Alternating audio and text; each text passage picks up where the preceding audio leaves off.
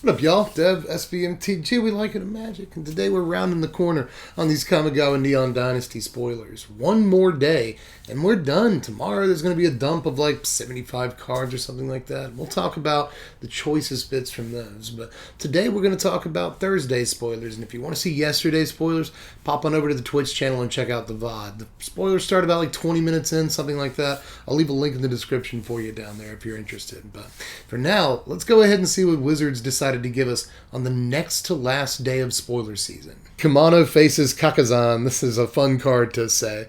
It's just 1 red mana for a saga. On chapter 1, Kimono faces Kakazan, deals 1 damage to each opponent and each planeswalker they control. On chapter 2, whenever you cast your next creature spell this turn, that creature enters the battlefield with an additional +1/+1 counter on it. On chapter 3, you exile it, return to the battlefield as a 2/2 with haste, and if a creature dealt damage this turn by a source you controlled would die, exile it instead. Nice little piece of gravy on this. I mean, for just 1 mana, turn 1. Let's say you play this bad boy on turn 1. Then by turn 3, you got a 2/2 swinging with haste, with a nice little bit of gravy text on it. When you play your 2-drop, you get a little extra juice on that guy, right? This card's nothing but gravy. On turn 1, it at least gives you a damage. I'll take a damage, and it's cool that if you play this in the late game, maybe you pick up a planeswalker with it, right? Like, they minus Loth to get the spiders. It's left on 1. They walk into this. They're probably not going to walk into this with a 1 loyalty planeswalker. Like, I play this on 1 turn, and then the next turn they play Loth, get the spiders, and they're like, oh no, I forgot. It could happen, but still, one way or the other. This is a 1 mana 2/2 haste, right? But it doesn't get to swing until turn 3.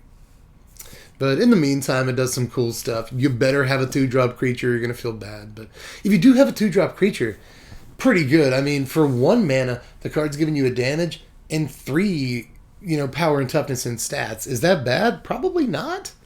But, the best thing, the absolute best thing, guys, about, 1 mana 2/2s is the fact that you get to swing with them on turn 2. You can't do that. You swing with this on turn 3, and on the play, that's still not terrible. So, I don't know. I'm kind of on the fence about this one. I think it actually might be one of the cooler uncommons of the day. But another one of the coolest uncommons we saw today, I keep thinking about it, and I don't know what it does, but it actually looks pretty good to me the more I think about it. This is Containment Construct.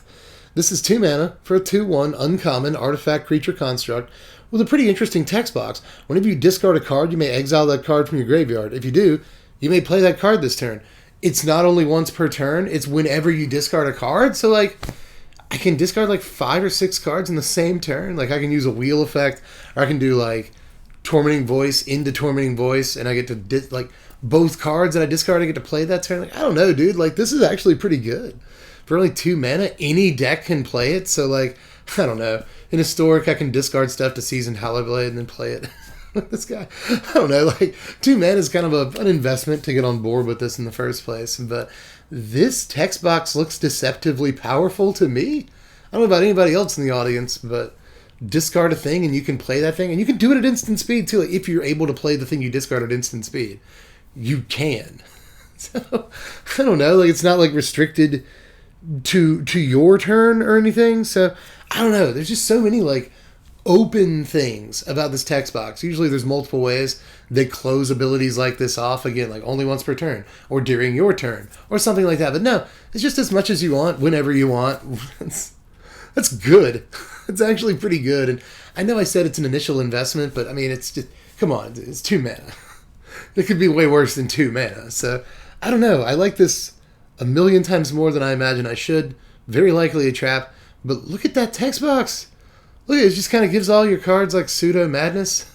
I'll take it. It's good. Surprise, there are actually 2 more uncommons to talk about today. Because how could I leave out the Energizer Bunny? Rabbit Battery, which I'm sure is a rough translation. But maybe it is.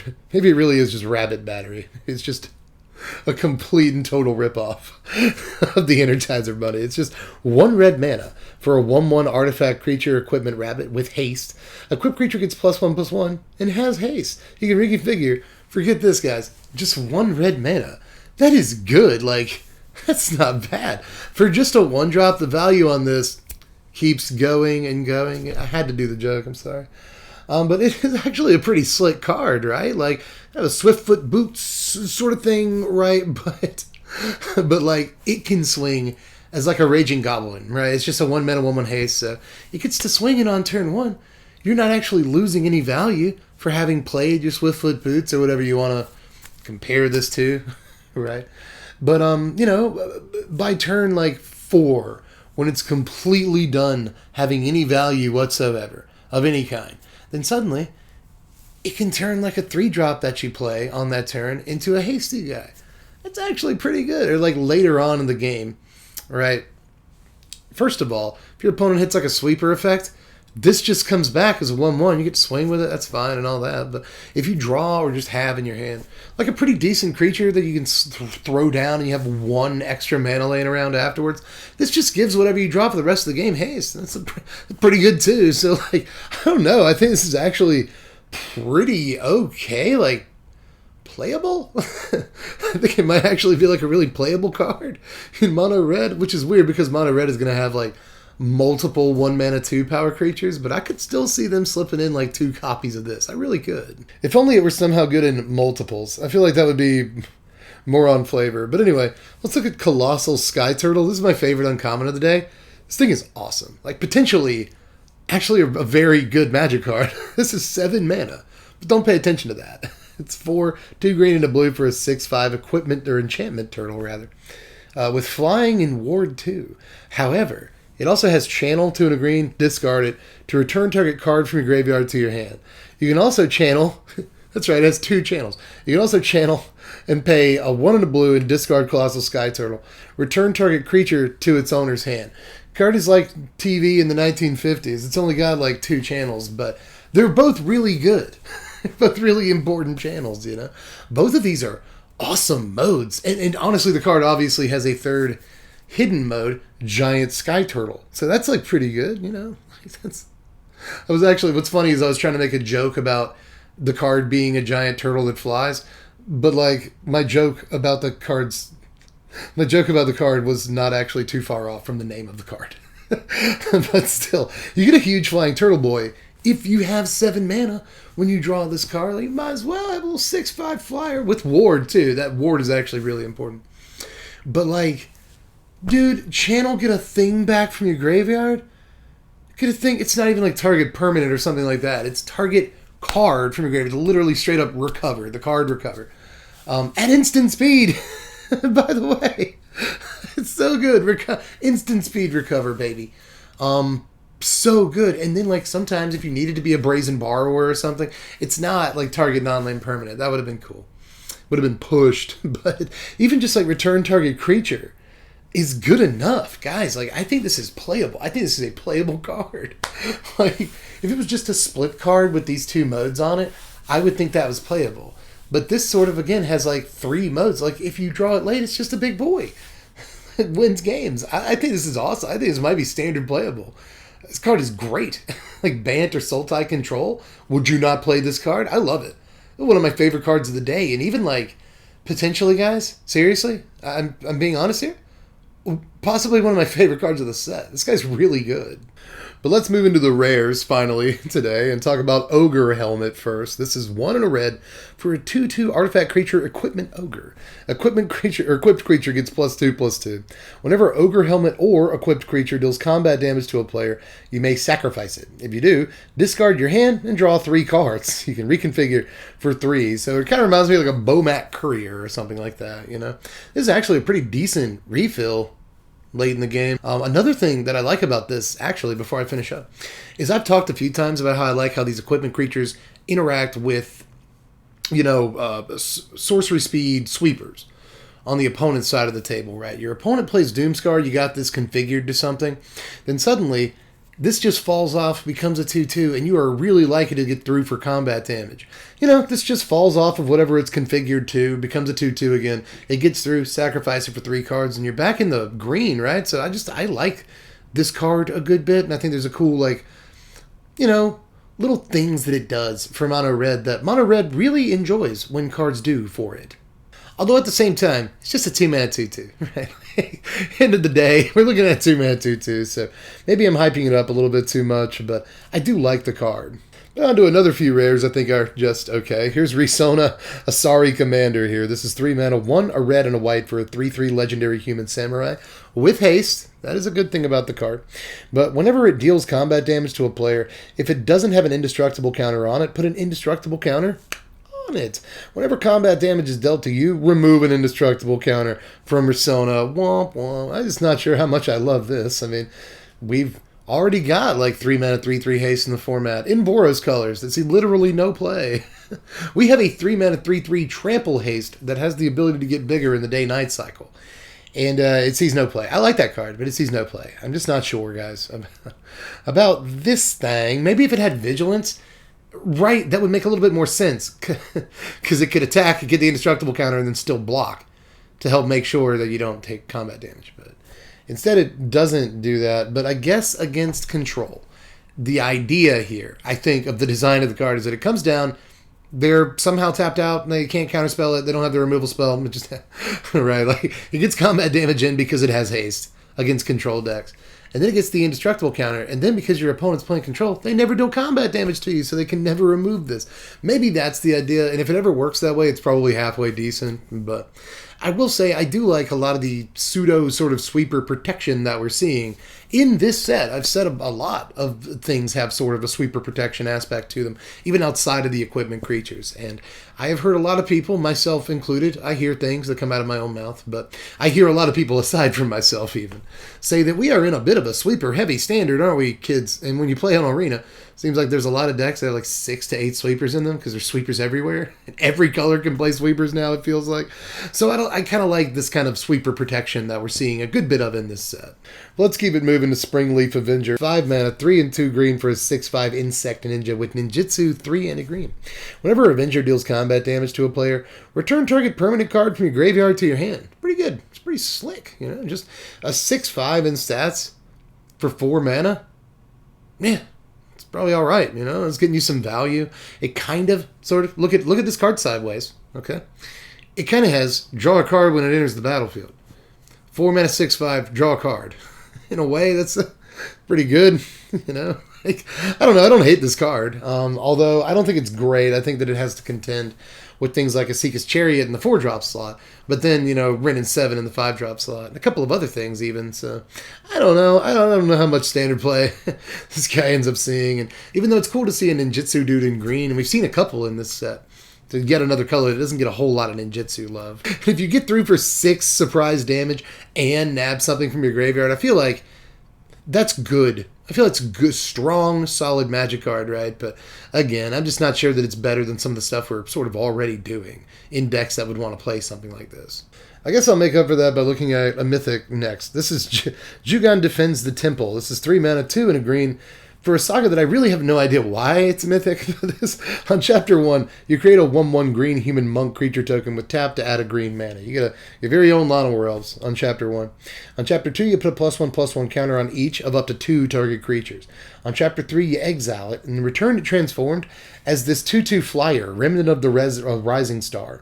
This is an enchantment dragon spirit with, whenever another creature enters the battlefield under your control, you may pay X. When you do, put X +1/+1 counters on that creature. As long as you control 5 or more modified creatures, Remnant of the Rising Star gets +5/+5 and has trample. So they really went like all the way with this thing right here. I mean, it can be a 7/7 Flample, which is fine. I don't know. I kind of like the card. 3 mana. For a thing that eventually becomes a creature, gets you a creature when it comes into play. That creature ramps, which will eventually help you put more mana into, you know, making stuff bigger. And just throws a couple of +1/+1 counters on a dude the second turn it's in play. It's all good, but is it good for 3 mana? You know, while we're here, we might as well finish off the March cycle and the Invoke cycle. Let's look at the March first. This is the blue one, March of Swirling Mist. This is X and a blue for an instant. As an additional cost to cast this spell, you may exile any number of blue cards from your hand. This spell costs 2 less to cast for each card exiled this way, just like all the other Marches. Now, you up to X target creatures phase out. Now, this is actually really interesting. I thought that this was just garbage when I first read it, but, you know, the more you get to thinking about it, the better it seems. You could phase out some creatures and get through a huge attack. Basically, all your guys are unblockable. If you have enough mana, maybe to pump 2 mana into this. You know, your 2 guys phase out, my 3 guys get in on attacks, then you might have enough mana left to ninjutsu something into play, depending on what turn it is, and I think that's kind of interesting. But there's plenty of stuff you just win the game. You just alpha strike your opponent, you know, with like 4 to 5 mana, just phase all your guys out. I get through. Do I win the game? What does high score mean, you know? Like, that could work. Or during your opponent's turn, I think this is when the card is most debilitating, right? Your opponent moves to combat, just phase their 4 dudes out. I don't get attacked this turn. I get to swing in and win the game next turn, right? The card could be really, really good and is actually reasonably cheap in that circumstance, right? It's not quite bounce X target creatures, but it's really, really close, especially for sort of mid and late game purposes. In the late game, even if you have to phase out like 6 dudes, you very likely have the mana to do that. So I think this is actually really sweet, depending on sort of what kind of board state you can actually set up. So I don't know, the card looks kind of lame, but it has potential, and even as just like a sort of pseudo fog effect in decks that want that. God forbid there are any decks like that in the upcoming standard, but if there is a sort of blue-green fog deck, I could see it playing something like this, especially if it can set up a turn where it has a big creature to swing with. So, I don't know. I kind of like the card more than I did originally. I've sort of talked myself into it. But now let's look and invoke the Ancients to finish off the invoke cycle. This is 5 mana, 1 and 4 green with a sorcery speed. Create 2 4/5 green spirit creature tokens. For each of them, put your choice of a vigilance counter, a reach counter, or a trample counter on it. So this is kind of good, actually. You know, earlier when I said that in the 5-drop slot we have Wrenn and 7 and a couple of other options. Yeah, I guess you have like Froghemoth, but I was actually thinking of this card. Especially in a deck that has a Seeker's Chariot in it, right? Because on turn 4, you play your Chariot, and then on turn 5, you play this thing, and then suddenly you can have like 3, 4, 5 tokens. Only 2 of them are going to get ability counters on them, but you know, just 5 mana, even without the Seeker's Chariot copying the token, but it is something important. Just for 5 mana, 8 power in stats that can trample or vigilance or whatever, like they can have ability counters on them or whatever, like that's actually a pretty good rate.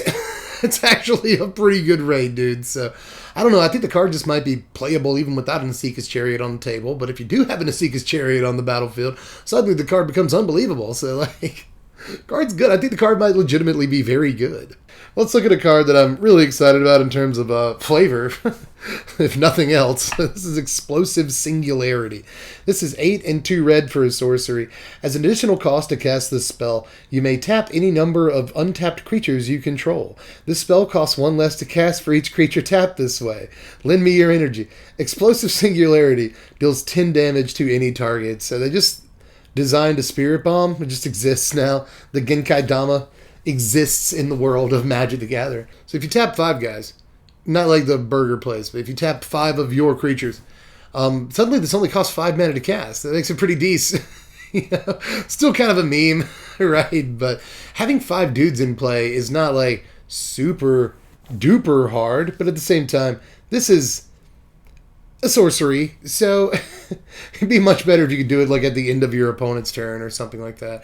During your combat step, line up a bunch of blockers and then tap them to cast this. That'd be much better. As a sorcery, this probably doesn't see much play, but at the same time, dude, like in a tokens deck or something like that, like I could actually see this being like the finisher, right? So I don't know. I want to try the card out like on stream or something like that. I think that there are builds where the card is going to be like fun and playable, but if you tap all your dudes and your opponent counters it or something, like you're blown out, you're done, plus ratio and all that stuff. But I still think the card's going to be really fun to try out. I want to win a game with a Spirit Bomb. Like, it's on the achievements list. We're going to check it off this season. Let's check out Kami of Transcience today. And it's worth more than just the beautiful art on the card, but the art is gorgeous. This is 2 mana, 1 and a green for a 2/2 spirit with trample. Whenever you cast an enchantment spell, put a +1/+1 counter on Kami of Transcience. I like it already.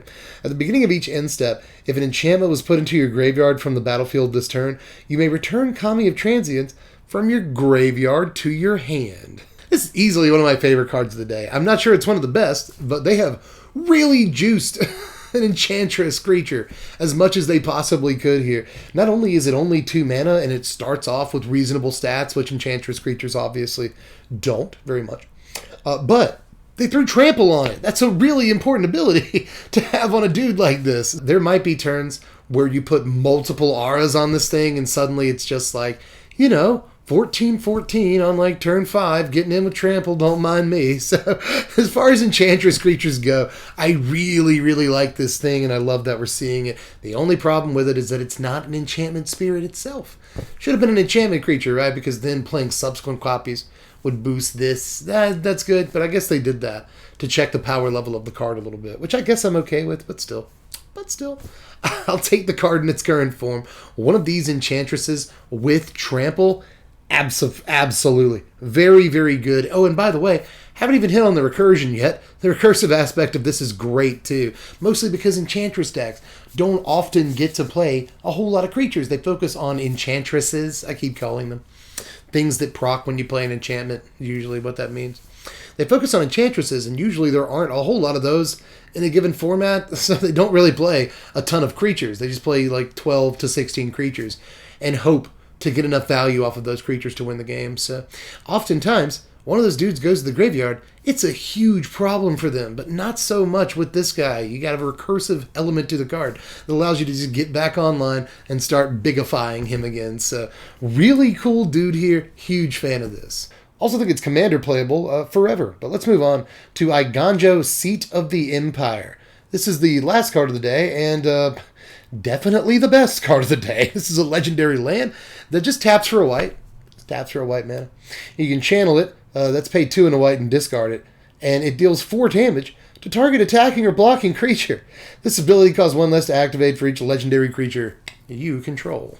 I call it Eiganjo because I'm high on this one. This is the best of the cycle in my opinion, and maybe I am just high, but like the card looks really, really good to me. People are still saying Beside You might be the best, but I don't know. In light of recent events, now that we've seen this thing, mono white decks, these mono white aggro decks, they get a removal spell with 0 opportunity cost just in their mana base.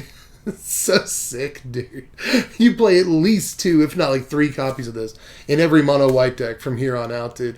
And you just lost Faceless Haven to a ban in your mono white deck. You're probably not going to play that anymore anyway, so like, you don't really need to play Snow. There's just not really a penalty to playing this card. If you were still playing Snow, there'd be a penalty to playing this card. There really would. Sometimes you wouldn't be able to get your Faceless Haven online in time, and oh no.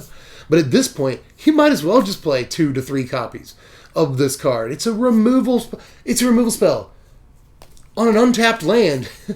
Do I really have to sit here and explain to you like how insane that is? That's such a good Magic card. I've told you it was good. I've made a joke about it, and my work here is effectively done. I could go on about the card forever, though, honestly. I just think that mono white decks really kind of needed this lift. I never thought I would say that. But, in the bannings, it felt like mono green was the clear winner in the bannings, It felt like Faceless Haven was so much more important to mono white than it was mono green, right? So I felt like mono white lost. It really kind of took the L in the bannings, again, compared to mono green. Which aggro deck won? I think it's fairly obvious for a few different reasons, but at the same time, mono green got a really good one too, but mono green still has to play Snow. They have to play Blizzard Brawl. They have to play that card, so they still have to play Snow. It's a real penalty for them to put Boseiju in their deck. In this case, again, we don't have to play Snow anymore. Absolutely 0 penalty. This is a huge boon for the mono white decks that I feel like the mono green decks didn't get. So score 1 for them. I really like that. So honestly, the card just sees play in those decks, but the card also sees play in like blue-white control. The mono-white, mid-range and control deck that we're seeing sort of take a little bit of shape a little bit recently here in these spoilers. But any other, mid-range deck with white in it, a Boros deck, even an aggro deck with white in it, probably plays like 1 copy of this card. It's just really stupid. It's a removal spell on an untapped land. It's a 2 mana removal spell on an untapped land. You play this card. I think it might be the best one, guys. I really do. But that was all of the previews from Thursday. We only got one more day here, and like I said, there's like 75 to 80 cards for them left to spoil. So we'll get a huge dump of cards from Wizards of the Coast tomorrow morning. I'll sort through those and give you the best from that pile tomorrow afternoon. But then we've got top 10 sleepers, top X, who knows how many we'll do. This is a really solid set, so maybe like top 25 at least cards in Kamigawa Neon Dynasty. We got some deck techs to do. We got some interesting video essays on the way too, and a bunch of other stuff boiling over in the kitchen. So make sure that you're subbed to the channel. I haven't asked you to do that in too long, have I? Make sure that you're subbed to the channel. We just hit 125K. We finally made it, everybody. We did it. We made it to 125K. I didn't think it would ever happen. We finally made it. Just took a heart attack in spoiler season to get there, but we've got plenty more where that came from. Let's get to 150K and then 1 million after that. If you haven't subbed yet, make sure you do that. It would mean a lot to me. Also, like the video if you enjoyed it, and all of spoiler season for that matter. If you missed any spoiler season video, I'll leave all of them in links in the description. Check those out if you missed any content. Aside from that, check out twitch.tv/SBMTGDev. That's where we play Magic on Twitch. We review spoilers every now and again, and we reviewed all of yesterday's spoilers. Already brought this up, but if you want to see some of the cooler cards from yesterday, we reviewed them all over on Twitch. Make sure you hit that link in the description. Go check out the VOD. But aside from that, Patreon, if you want to support the channel, it's just $1 a month to vote on deck techs, lists, video essays, and stuff that we want to do. You get to vote on a lot of content for just $1, so check that out. It really helps support the channel. Follow me on Twitter if you want to do that. Sometimes you'll get some news tidbits about like when I'm going to stream or when I'm going to put out videos if you follow me on Twitter. So do that if you want to, but I have really told you to do a whole lot of things in the last 3 minutes. I apologize for the self-promotion. It makes me feel icky. But anyway, I'm just glad to be here, glad to be alive. We made it through another spoiler season. Almost, ladies and gentlemen. We're just about there. We'll get there. And this is to, I guess, many other spoiler seasons to come. Everybody, I'll be here as long as I possibly can. This is my favorite time of year, and we get to do it like 4 times a year. But anyway, I am always Deb from the place. Thanks for watching, Wizards. Spread love and be kind.